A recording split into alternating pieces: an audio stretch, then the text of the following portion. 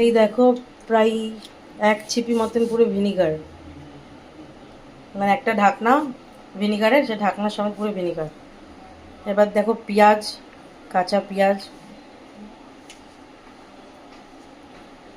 তেল, এই দেখো মাস্টার্ড অয়েল,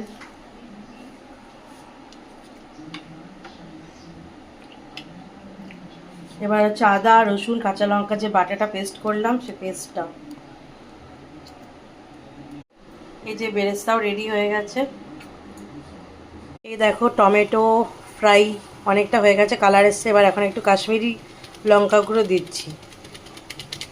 দেখো এখানে কাজু কিশমিশ আর চাল মগজ ভিজিয়ে রেখেছি, এবার এটার একটা পেস্ট করব। এই দেখো পেস্টটা দিচ্ছি। এবার ঠিক 1 চামচ মতন ঘি অ্যাড করব। এটা এবার থার্ড লেয়ার হচ্ছে। তো থার্ড লেয়ারে দেখো মাংস গ্রেভি সব বেশি করে দিয়ে দেওয়া হলো। দেখছো কালারটা? হুম, 1 চামচ পুরো ঘি উপর দিয়ে দেবো।